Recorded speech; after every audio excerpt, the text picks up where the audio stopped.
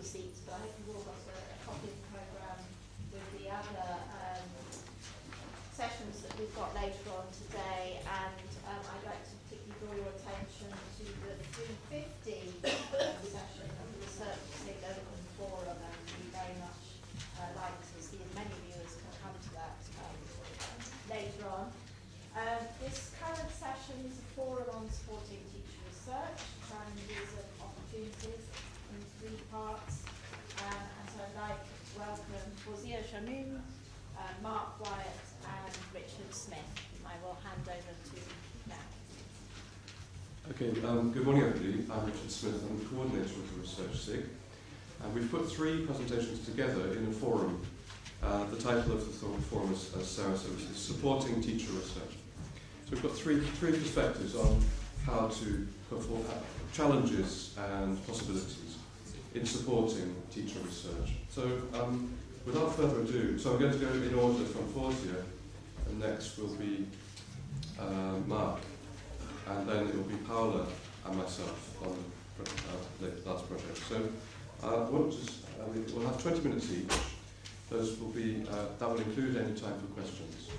Okay, so welcome, and over to Fauzia. Yeah. Thank you, Richard. As Richard said, this is the first part of, we are trying to begin to talk about supporting action research. Okay, sorry, just tap my thing.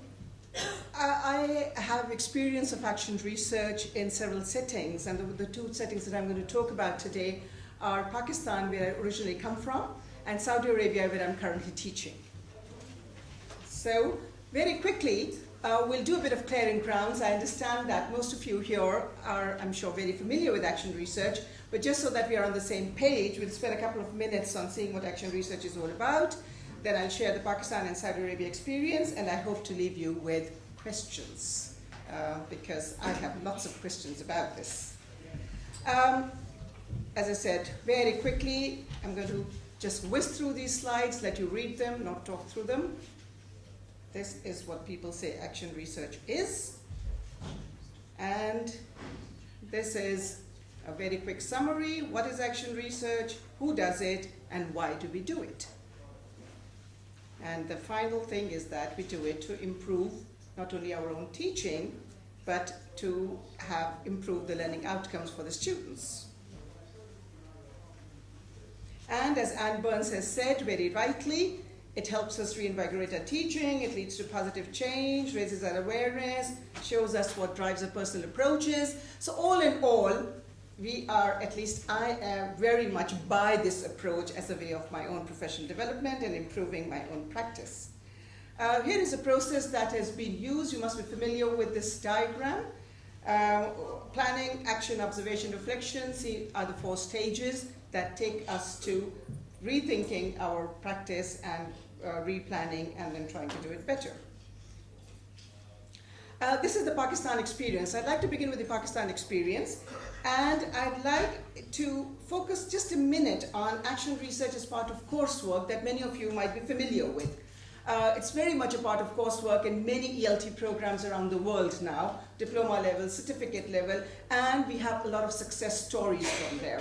Just as I had success stories when I used it as part of a course I was teaching at a postgrad level, and as part of my teacher training, diploma level, MEd programs, etc. It was always extremely successful, and all the participants came out with talking about the same kinds of opportunities as are mirrored in the literature.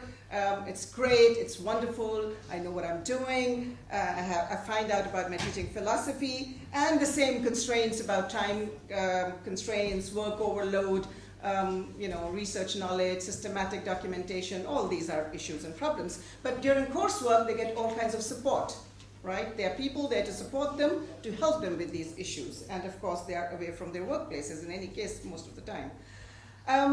But the examples that I want to focus on particularly are teachers' action research in their everyday life and work context, not as part of a coursework.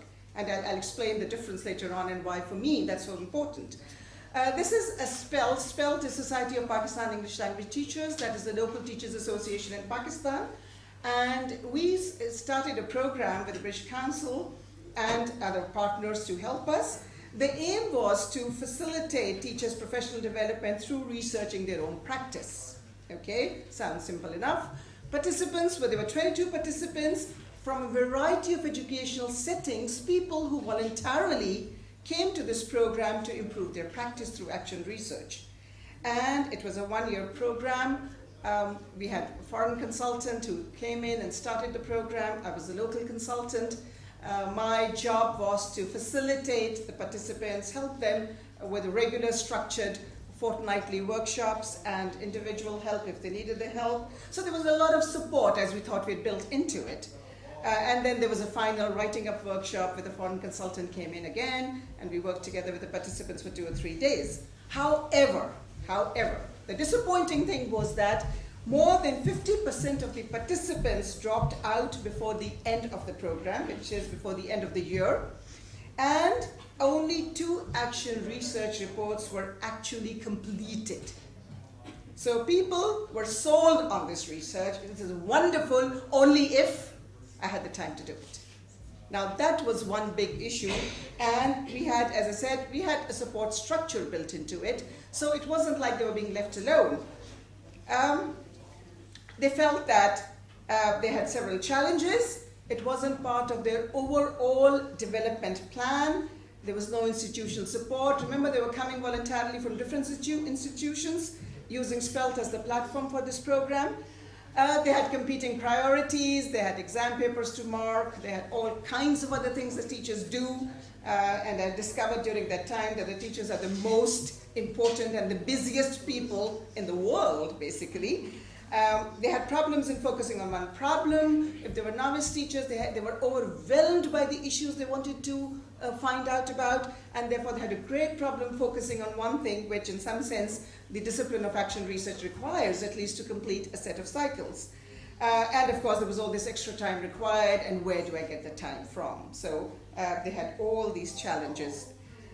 There were challenges for the mentor, that was myself, and it was very difficult to meet the individual needs of the participants that varied from people who had no idea about systematic documentation and research to people who are pretty experienced, but then they had all the other priorities and they didn't have the time.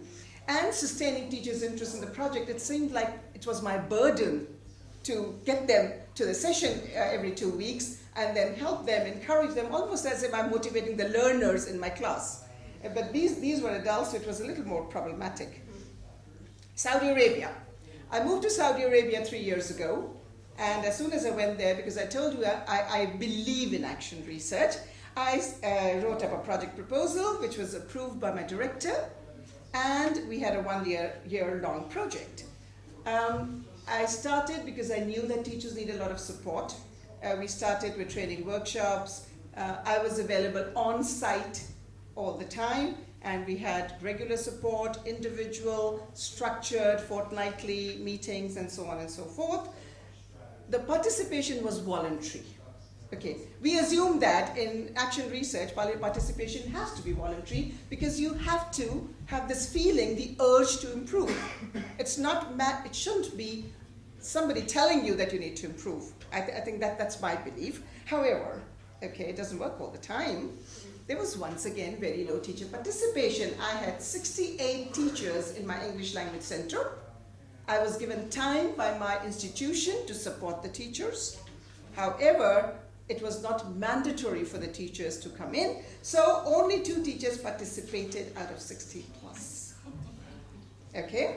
So it was very interesting that participated in terms of actually doing systematic work.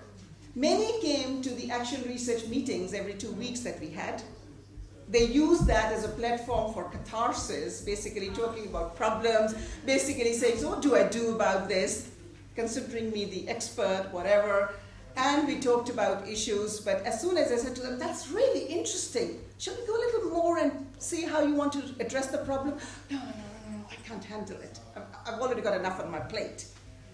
So they become more like meetings where people just talked about and shared stories, but not actually willing to take on any specific projects. The 2 teachers, of course, who did participate felt that it was extremely useful. They felt empowered. They felt that it improved their focus. They felt that, for example, one of the teachers said, you begin to know why you are doing what you're doing at each moment, and you're always aware of how your activities relate to the aim and objectives of your lesson. Now that, if you're aware of that, you have to be an effective teacher. So all that awareness came in.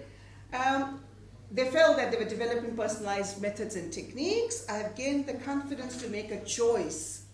When before I was following the book to the letter, and the exasperation of my students who already knew what was coming next. So for the two people, it was really, really useful. Action research inspires me to keep learning and refining what I am doing. Great, wonderful. Everything that action research is all about. But my question in a minute would be something about why is it that only 2 people participated? Why is it that only 2 people completed in the SPELL project? What's going on in teachers' everyday life and work context? Is this a viable strategy? Okay, let's stop a minute and think about the institution and mentor support. They were very supportive of this. They were very happy, saying that the mentor creates a safe space for a zone for us. We can disclose and discuss our teaching problems, reflect on our performance, everything we read in the literature about action research, okay? And get the necessary help and support along with personalized professional development and training. One teacher said something which was wonderful, and I thought that is probably sort of gives me some understanding of why she participated. She said, you need a compelling moral purpose to improve teaching strategies to help the students. A compelling moral purpose from in here. And I don't know how many of us are able to do it without competing priorities. Same, time constraints, lack of background information and training, not knowing how to systematically collect data, how to systematically analyze data. It's a bit of a threat, particularly in institutional context, where they might think that they would be reported on if they came out and talked about, I'm not a perfect teacher. So it's liberating, they said, but it was very scary too. Because what if somebody goes and reports? What if people find out that I'm not the teacher that I pretend to be?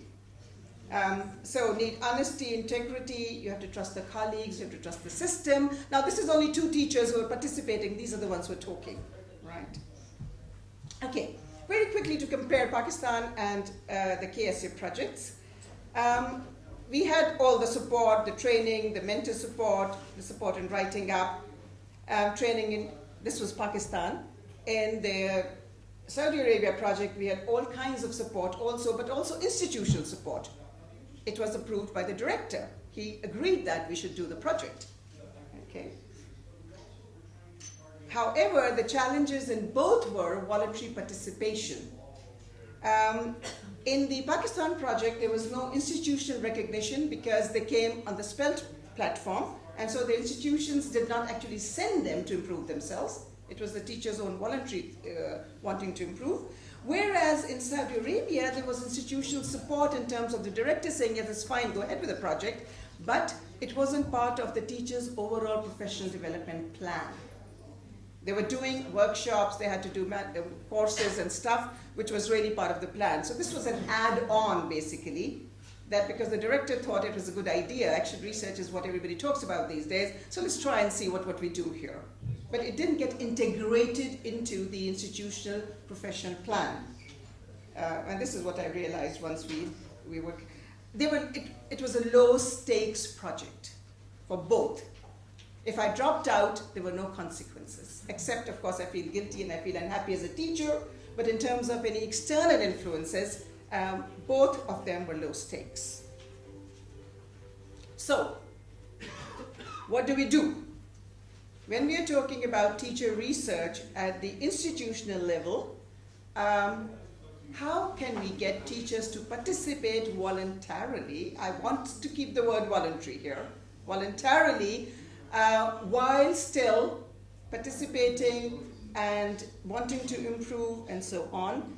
And how can it be supported at the individual level? As I said, we had mentor support in the 2 projects that I ran. People were very willing to come and talk to me outside talk about different issues. They saw me as a person where they could come and sort of, there was a shoulder to cry on because they knew I wasn't reporting it to anyone.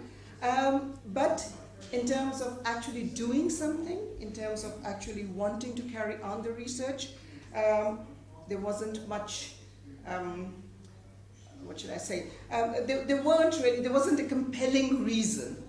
And I said, I like the word a compelling reason, a compelling moral reason.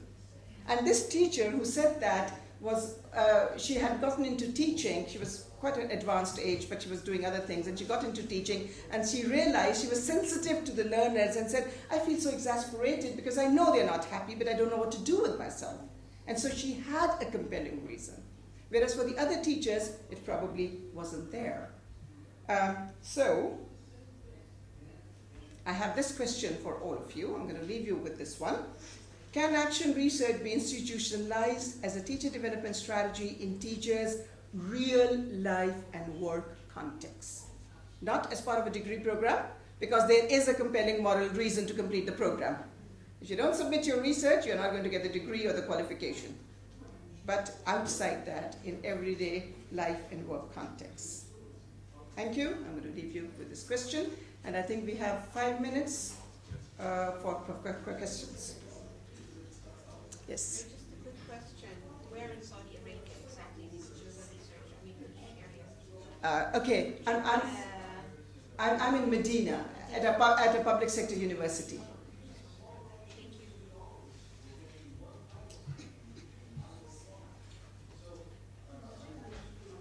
How could you, as a mentor, monitor the 4 stages in that spiral process?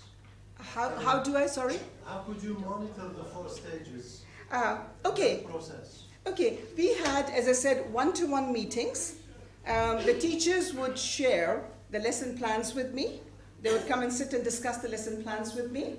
Then they would go back and write their reflections. They would share the reflections with me, if they wanted to. And because there were only 2 people and they did want help, because the first reflections were very like descriptions. And then they went on to, because I would ask questions, and then they went on to rethink and rewrite and so on. So it wasn't like monitoring. I didn't have to monitor in the sense, but it was more consultative, where at each stage, and when they replanned, they would usually come and consult and say, so I want to do it this way. Are there any other alternatives that you can think of and you can help me with? So that was good. It sounds as though it was very, potentially very resource intensive, and with 2, obviously it was feasible. Had all 68 actually signed up, what would have happened? I don't know. I wish they had signed up, so I would have found some ways of doing it. Because we would have set up probably, I mean, my initial idea was that we would set up small groups, collaborative working groups. So if there are people working on speaking, for example, they would work together and meet with me once in a while. So we could have thought of strategies only if it came up. Is Tailor University going to run this action research program again, or is this a sort of closed door now? I'm afraid for the time being, it seems like it's a closed door, unless I have some answers to this question that I'm asking now, and I'm hoping that at this conference, where then I can go back and redo the proposal in a slightly different way, ensuring that it will be more productive. Because you see, a lot of my time was given to it, and as our colleague there said, it was resource intensive, but also expensive in terms of my time. And I was given that time, but they did not. So nobody has held me accountable for not doing my job up till now, but if it's done another year, I'm sure they would. How much time did teachers spend, how much of their own time did teachers spend on it? Free time, for example. You see, one of the teachers did it for a whole term, did the action research for a whole term. Another one just did it for 2 weeks, and she's a very good teacher. And she said, the amount of time I have to spend on thinking, writing, planning, she was an experienced teacher. She says, I don't think that I will be able to do it for more than 2 weeks. I've got a small problem. I'm going to look at that. I think it was giving feedback to learners in writing. And once she addressed the problem, that was it. Was it daily for 2 weeks, every day?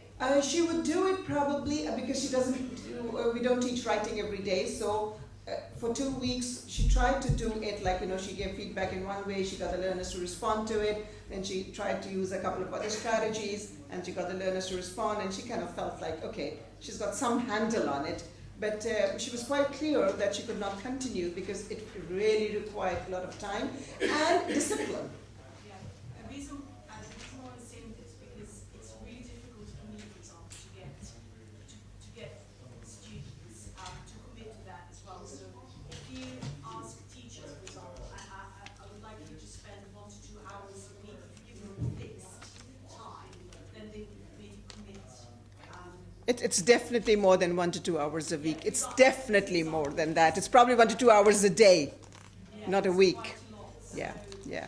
if you can think, if you can give them like a time frame, for example, I think that works. Because you see, it depends on how much time they need in terms of their backgrounds and so on. So I can't give a time frame as a mentor.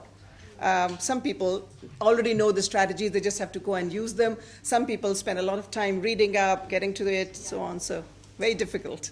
Yeah. Okay, I suppose my time is up. Thank you very right? much indeed. Thank you so much.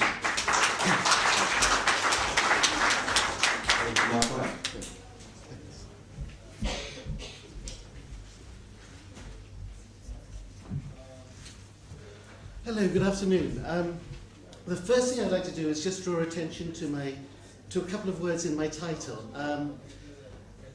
Action research. Like Anne Burns, who was talking about action research yesterday, I like this term because it legitimizes the research that teachers do. We were talking about action research and exploratory practice, and I think it's wonderful what has been done through exploratory practice in the last few years, through focusing on areas of action research which are incredibly important. So for example, developing a deep understanding of the learners before initiating change, and then working at improving the life experiences of everyone involved, and making research sustainable. These are all really crucial ingredients, in my view, of action research. There's also a tension in this title despite teacher education, which Fauzia has been talking about as well. So the fact that teachers actually on a teacher education program often have a compelling reason to do research. And of course that can have negative effects, as Dick Allwright has mentioned over the years, as Simon Borg has mentioned more recently. The academic requirements of a course can restrict teachers' actual engagement in research, so that it can become an exercise driven by instrumental goals, getting that degree certificate.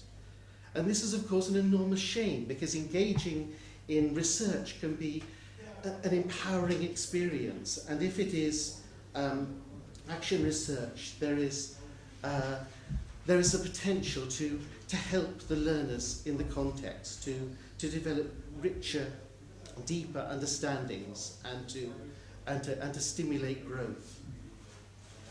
So how can teachers be encouraged to be intrinsically motivated as they engage in research on a formal teacher education course? Of course that can be challenging, and there might be various ways in which it can work. Steve Mann has pointed out the importance of context. If teachers are able to stay in their context, engaging in reflective teaching and action research while studying formally, that can help. In this presentation, I'd like to focus on my own experience of working with teachers who are engaged in action research on a teacher education program, encouraging, obviously, intrinsic motivation.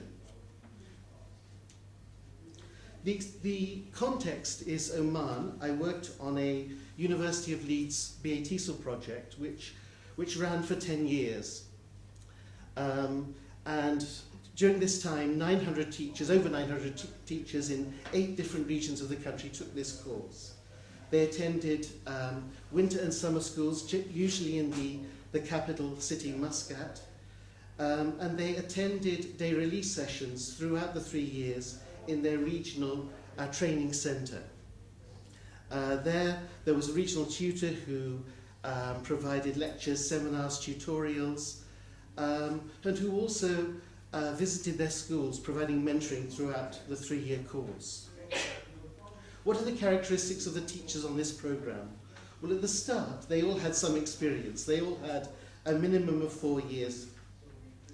They had diplomas from local teacher training colleges. They had a level of English proficiency which wasn't always that high. The minimum requirement was a Cambridge preliminary English test pass or an IELTS score of 4.5. But there was a language element to the programme.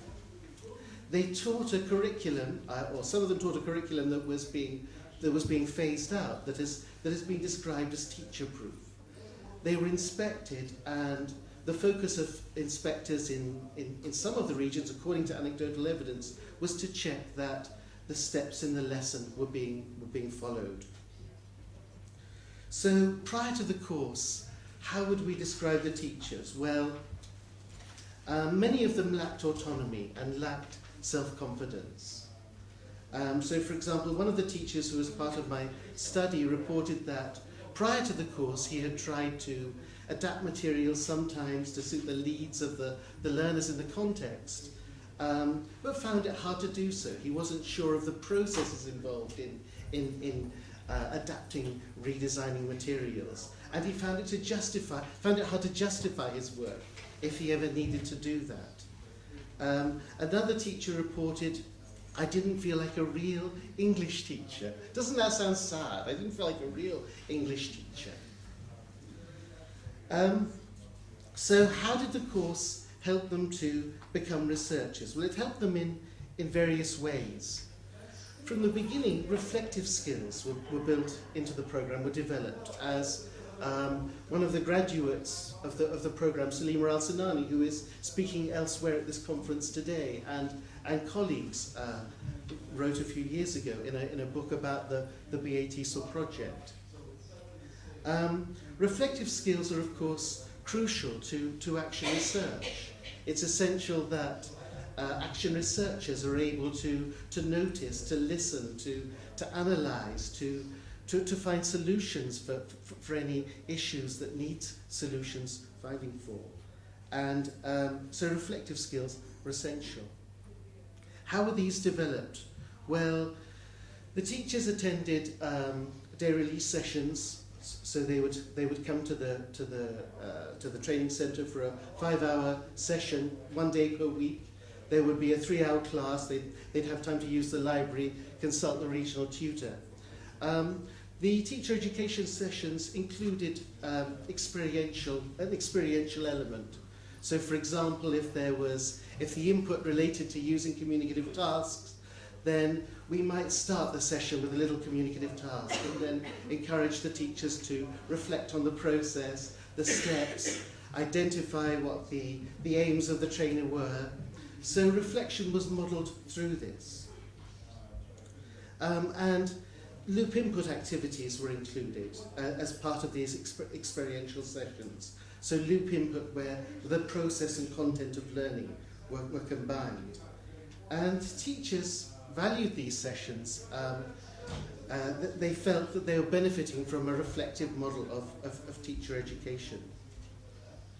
They were able then to take ideas that they picked up in the training centre and then try some of these ideas out in their schools. So sometimes it would be activities, sometimes input that had been introduced on the course. They could look at their learners again in a fresh light, as they reported at different times. And then their experience was supported as well by school visits, including mentoring. So during the programme, regional tutors were able to visit the teachers in their schools, usually spend about 2 hours with them each time, have a pre-lesson discussion, focus perhaps on objectives for the observation, observe a lesson, talk about it afterwards, and help the teachers relate the their practice to the theory that they had been introduced to on the course. There was increasingly as well a changing climate to supervision in Oman, so that there was more, there was a greater institutional encouragement of reflective practice, and this also helped the teachers in their schools. Research skills needed to be built on these reflective skills. How was this achieved? Well, the very first assignments that the teachers had demanded really practical classroom research. So for the very first assignment, for example, the teachers needed to design a communicative activity, trial it in their classrooms, observe the learners, reflect on the experience, and also relate it to some literature. So they were being engaged in doing research right from the beginning. And then their research experiences like this were recycled across a number of modules, so that for example, for modules called, say, stories and developing speaking and listening skills, developing grammar, vocabulary, these assignments required them to very often to design materials and evaluate them. So they were getting lots of experiences that were beneficial. Another element of the context that helped, research experiences were shared. I was working on cohort 4 of this program, where there were 8 of us, and 3 of us were doing PhDs at the same time, and doing PhDs into the development of our students. So we were able to share our experiences as researchers with them, and share the challenges, share the dilemmas, and so that it was a very, very interactive experience. Also, as this program progressed over a number of years, there were graduates of earlier cohorts in each region who were able to discuss research and help those in later cohorts various ways. About halfway through the course, halfway through this 3-year course, there was formal input that was provided, and this built on the practical knowledge of research that teachers were already developing. Supervision was also, of course, important. The supervision was context sensitive in that the regional tutors were living in the same region as the teachers. We'd all probably observed hundreds of hours of lessons in that context. We understood the kinds of issues that they wished to research. We could encourage ownership in the selection of topics and the refinement of the design, and tailor support to needs. Martin Lamb has written about this from the perspective of a University of Leeds lecturer, identifying the kind of support provided as autonomy supported. There was also time and space to do research, so that teachers had a slightly reduced workload during the semester when they were conducting research. And tasks were structured so that over the space of a year and a half, they designed a proposal, wrote a proposal, got feedback on this, started to do some research, made an oral presentation of their findings to date, and then 6 months later they needed to present their thesis.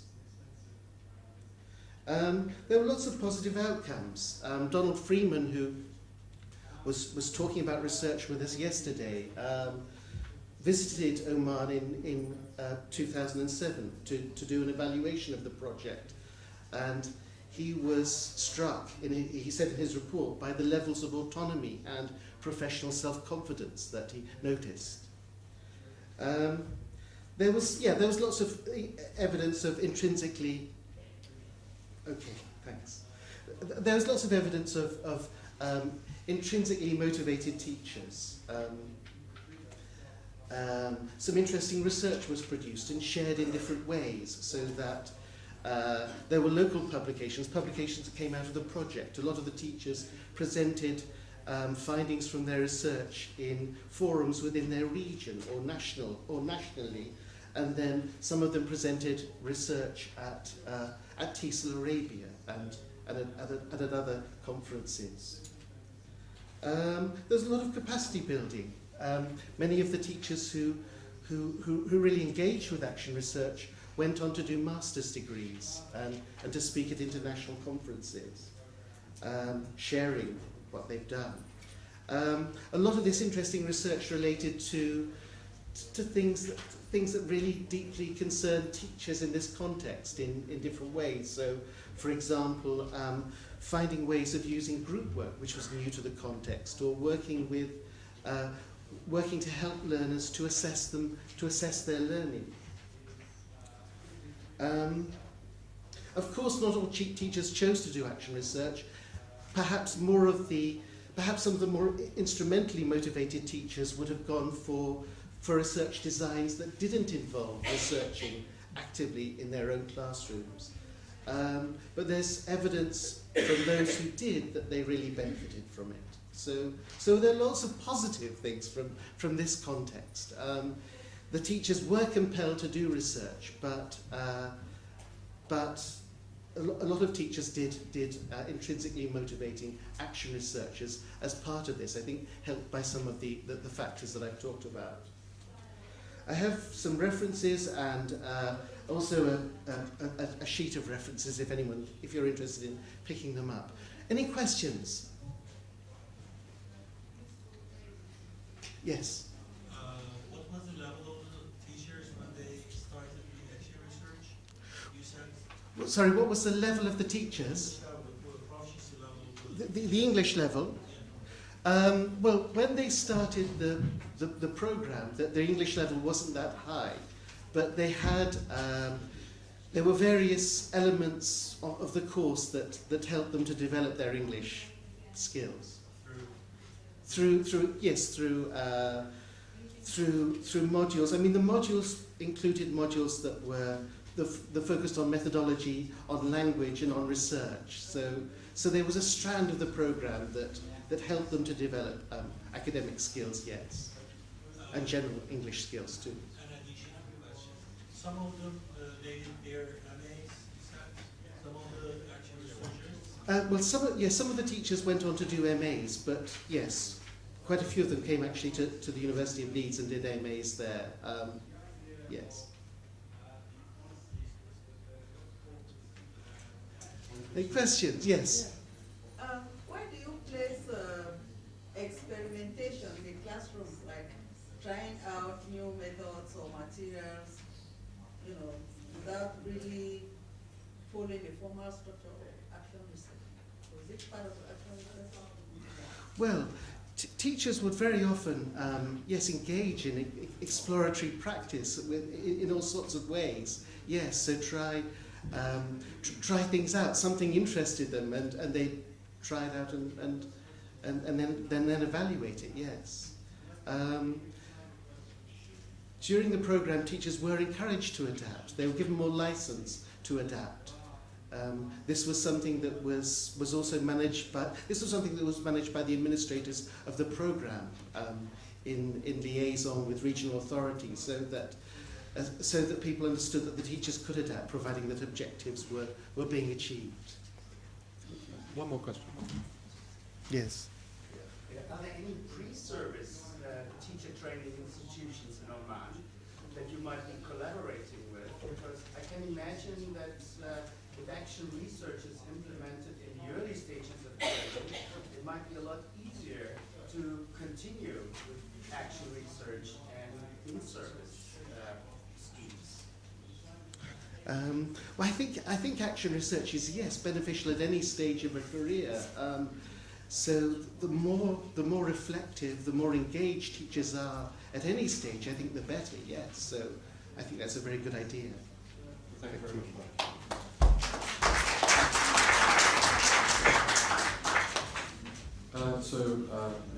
Paula and I are going to talk to you about a project in Chile. And the vision for the project came from a gentleman sitting here, Tom Connolly. Stand up, please. British Council ELT specialist in Chile, who unfortunately can't present with us officially because he's already presenting another presentation on another project, very busy man.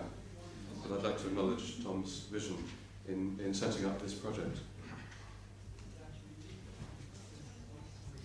Let's say a bit about ourselves, I suppose. I mean, Paula is from Chile, experienced teacher in Chile, had done the PhD at Leeds, and was interested in the project. We discussed it at the beginning, came along and became more and more involved and became a mentor, and at the end was taking a very, very strong leading role in the final presentations of the teachers. I was not in Chile. Why was I involved? I'm based in the UK. Well, I was very lucky to be invited by Tom to give the initial workshop for this, which this is a picture of that, of the final photograph, and also to keep in touch with the project and to make suggestions along the way. So I'm very, very lucky to have had this opportunity to learn through this project.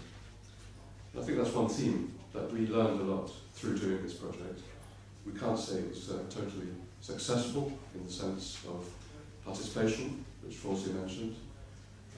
Let's say now, we started with 80 teachers coming along to the first workshop in January last year. And but it was almost like a taster in some ways. They were not sure about their commitment. It wasn't as if we hoped that all 80 would necessarily continue.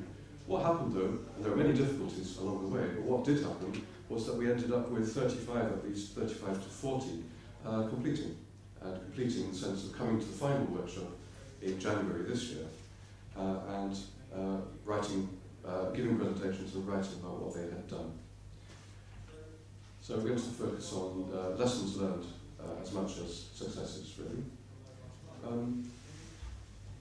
Paula, tell us a bit about why we call this an innovative project in the Chilean context. Okay, well, hello everybody.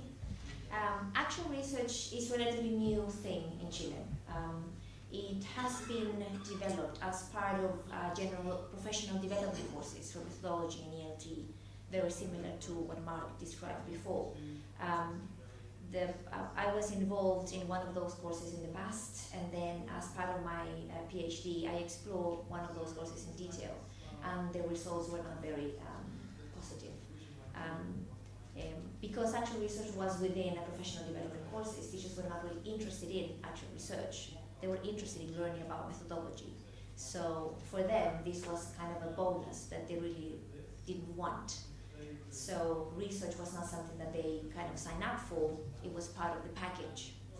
For them, it became a burden at the end because they have to write a huge report, it involved a huge amount of time, and they had limited mentoring and limited support. It also had a very academic orientation, which was again very alien to them. They had to write a very long report using very academic jargon, and they consider that to be unrealistic to their usual realities. They also thought there was lack of support from institutions. In general, from their schools and from the ministry, there was total unawareness of what was going on.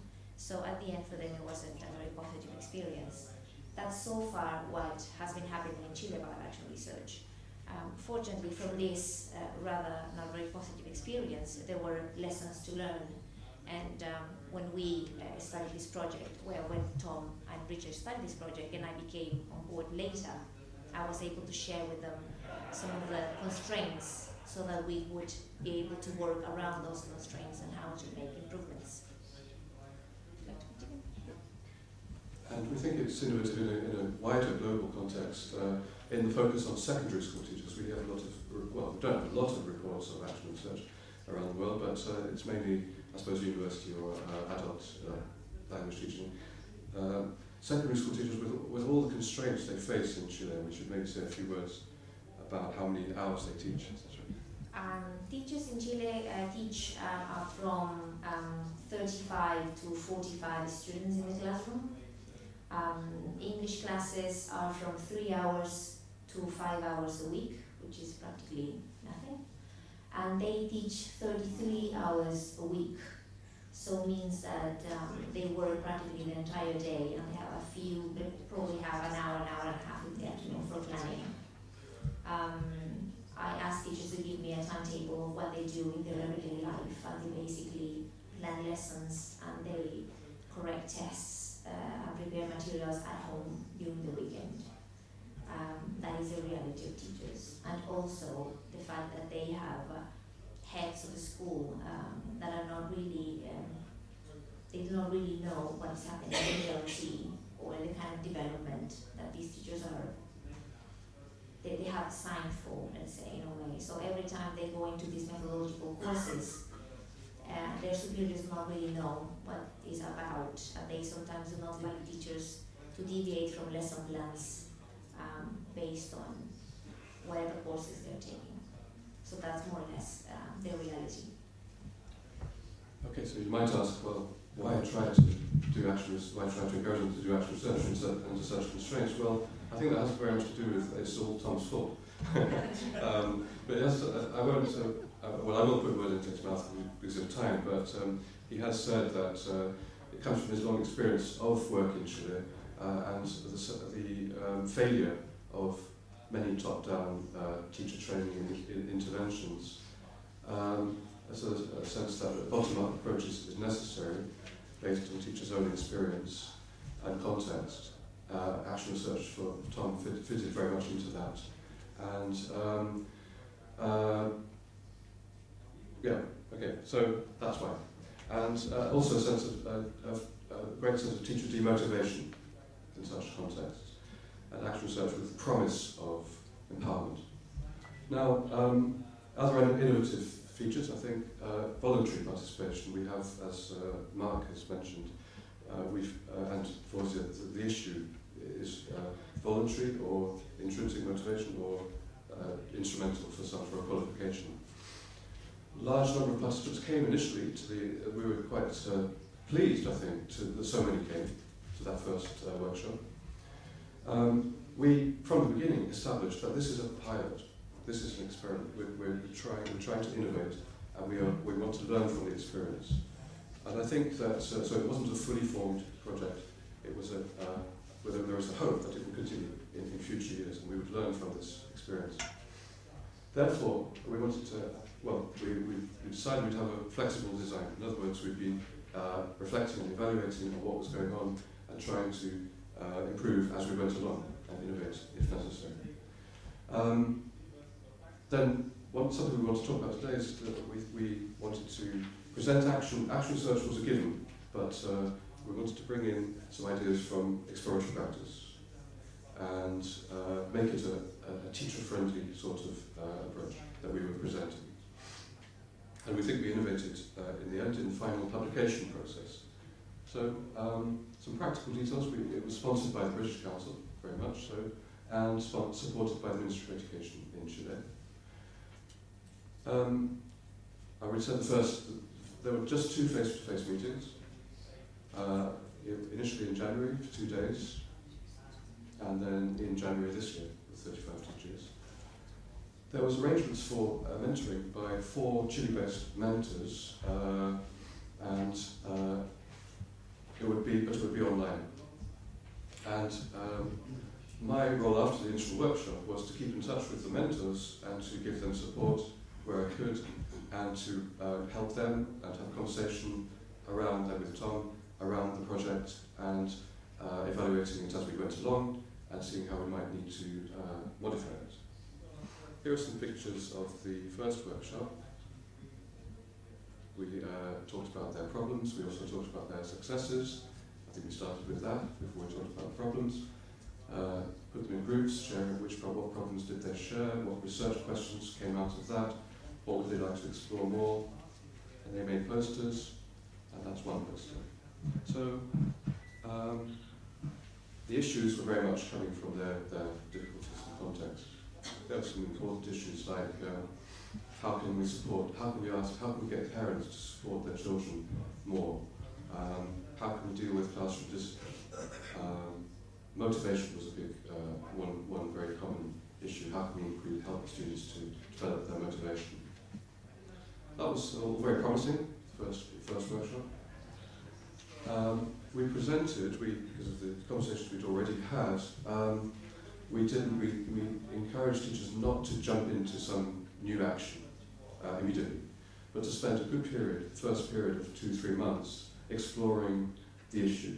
We have to acknowledge the influence of Tailor and others around exploratory practice, not wanting to overburden teachers immediately with the whole research paraphernalia of questionnaires, but also trying to build in the research into their everyday practice. So, for example, motivation, students' motivation, we would encourage them to ask students to share their issue with the students, and have a very simple set of questions, maybe spoken orally, that students would write reflections in Spanish about how do you feel about our reading classes, what motivates you to read, etc. So that's what we've started to call exploratory action research. Paula, we think that we innovated also in the final write-up stage, presentation and write-up stage. Okay. The final presentation was something that progressed through the process. That was the benefit of not having such a structured framework from the beginning.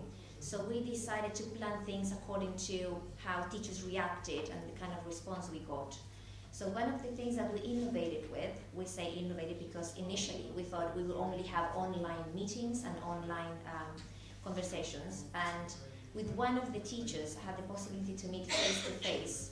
And in that conversation, it was a conversation that we had in our native language, in Spanish. She went in my house, and over the dining room table, we started talking about this.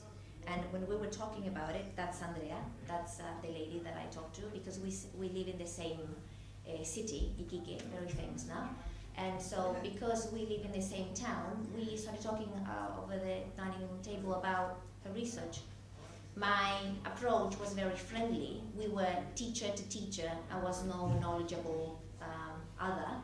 So when we started talking, I said to her, while we talk, why don't we take notes of everything we say? And then, because we had pages and pages of notes within about a 1-hour conversation, she went and wrote it. And that started the process of maybe being a good idea for using it for publication. So what we did at the end of the entire process is when we met with teachers, is we asked them to design a poster. Why the poster? Because the poster is a genre that is familiar to them. They do posters or PowerPoint presentations every day for the students. So they prepare posters and they describe their research project with the poster. They share it with one another and they gave each other feedback. While they were doing that, they were building up a better account of what a better description would be of the poster. So at the end, we decided to record that. They recorded their own presentation describing their poster, and later we told them to bring recorders and laptop and earphones, and then we gave them some time to transcribe their own presentation. They sat and they, with their earphones, started to transcribe everything that they were saying in their presentation, and that became the final report. So we didn't give them a framework really.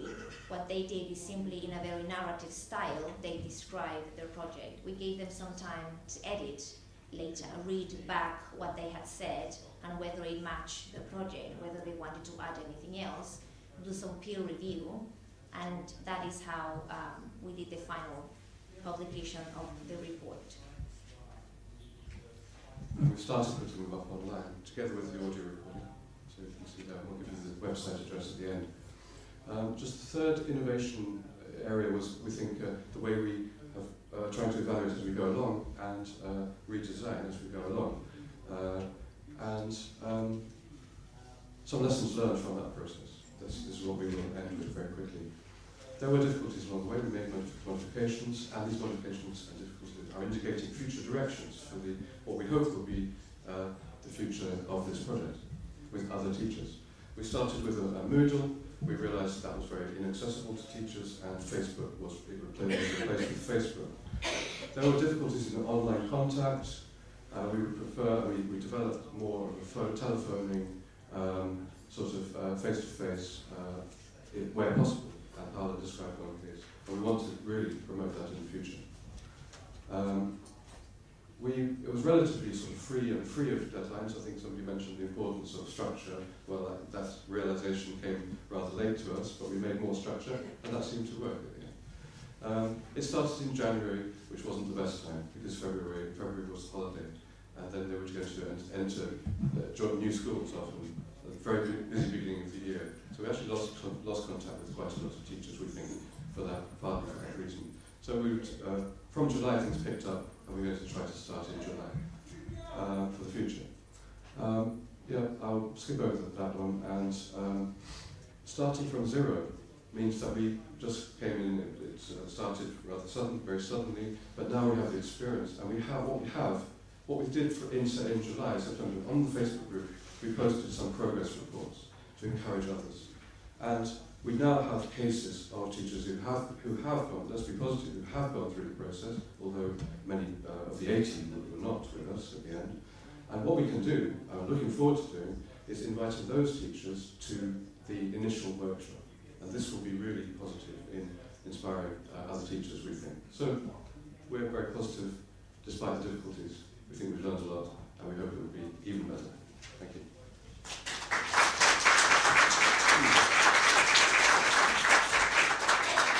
So you're very welcome to access that website, which has been the website for the teachers, but now we're opening it up to everybody, and gradually we'll post reports there.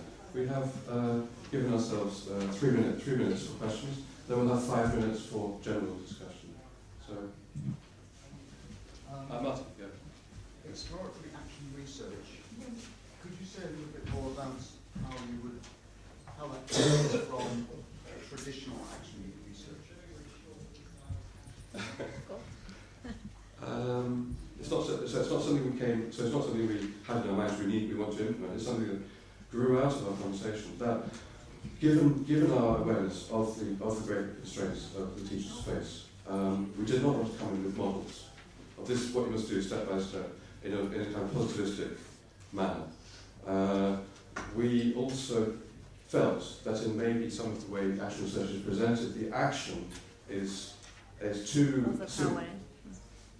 And it's almost highlighted as the major thing about action research.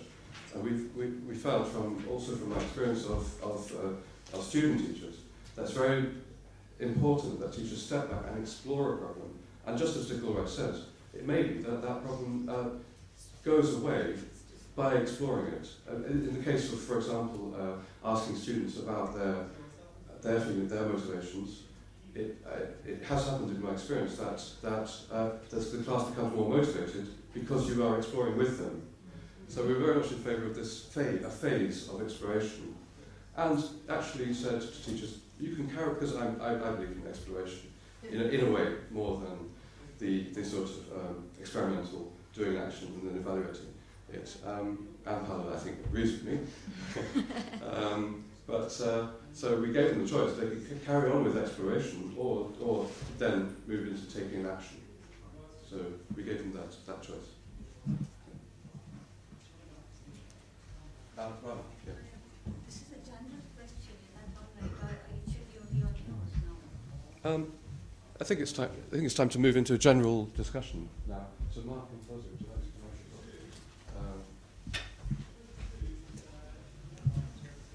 We'll just have 5 minutes, so yes, round please.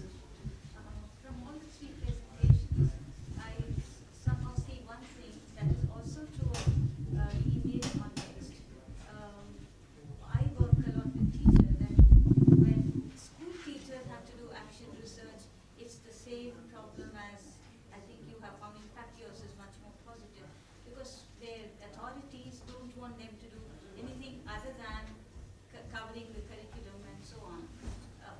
But then when it is like Fauzia's, teachers do need some kind of acknowledgement, some official stamp on what they do as good or necessary and important and so on. So, when it is a requirement on the course, required by the course, then it's easy. Then of course the question of how will they continue doing that even after the course and questions like that. in my context, I clearly found that teachers like to present things in seminars, the work that they do, and also write it up and publish. And in the Indian university context, now there's a need for teachers to publish in order to get promotions and so on. So I think that external kind of support acknowledgement is very essential. And teachers want to belong to an academic group. This we discussed even yesterday as well. Okay, I would like to. Without that, I don't know how one can. I would like to touch on that issue to provide some kind of from experience what happened in our case. Because of the experience that I had research in my PhD, I was very adamant to Richard and Tom that we needed an official letter from the ministry and awareness from the ministry that the teachers needed some kind of support for them to also show to their schools. And the letter came later in the process, but it became very clear that they needed it because they started pushing for it to us and say, we need that letter because the principal will not allow me time to do things without it. When the letter finally arrived with a stamp from the ministry saying this teacher is doing this for a program for the ministry, things changed and they felt they had more way to do more things. And the second thing that you mentioned is the possibility to publish and the possibility to develop and become a professional in that sense. We build that into the final stages because we started thinking what next. We wouldn't like this to be as other projects that sometimes are reported, where teachers go through this process of action research and then they write their report and that is it. There is a way for them to continue. We are thinking about them presenting at the IoT for Chile conference. There will be a slot for them to present there. And then we also have an offer for the reports to be published. But we are thinking about if we do that publication, Richard and I are thinking of allowing different genre in that publication to be not only reports but maybe posters, already the videos, maybe some podcasts. We would like them to choose their own way of reporting and telling the stories about the research, finding other genre of research. Could I just add something about the academic publications and recognition? Most of the teachers in the Pakistan project were school teachers, so publications was not an important part of their career development. It won't take them anywhere. We did invite them to do presentations at the Spell conference, which they did. Similarly with the English Language Center where I work in Saudi Arabia, though it is academic, it's part of the university, the people in the center don't have the same career path that other people have in the departments. So once again, publication wasn't something, or recognition at that level wasn't something they were really interested in. Though we did present with the teacher at the Casalt conference, and that the teacher said that was her first ever presentation in a conference. It was very well received and everything, but that's it. Mark, any final words? I would just say I think it's wonderful if teachers' research can be shared. There isn't enough teachers' research out there. So I think one really nice thing about this project in Chile is that they are helping teachers to share their research through genres that seem appropriate for them. Thank you. Yeah. Well, that'll be the last question. Taking into account the time constraints that teachers have for being part of these projects, how or which do you think were the common features or characteristics of the teachers that actually finished the process? Good question. Yeah. Well, I would say you're highly self-motivated. I mean, I think that's really crucial. If teachers feel that they can relate what they're doing to their classrooms and if they can see the benefits that their learners are getting, this can then empower them to keep on researching. So that, for example, on the project I worked on, some of the most intrinsically motivated teachers weren't necessarily the ones who got the highest scores. They were ones who just invested so much effort and in a process that could continue after the course, really. Fauzia?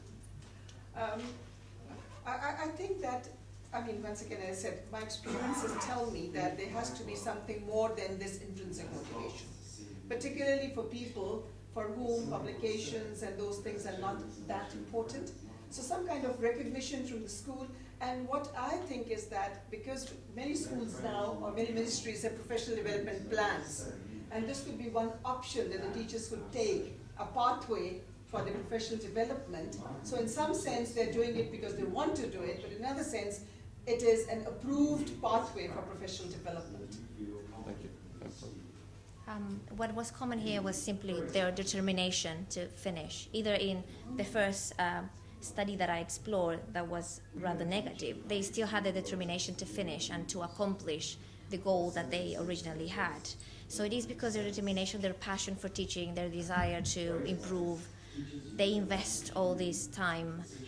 Yes, we try to find ways of making it less stressful and to take less time, but still, those ones that really are motivated and have the desire and believe that research will take them to improve are the ones that are going to go to the finish line. That's all the time we have for questions. We're very happy to talk to you afterwards. It's lunchtime. Thank you very much indeed for coming. I hope you guys after lunch, there was a very interesting presentation. I want to have research. There's a workshop.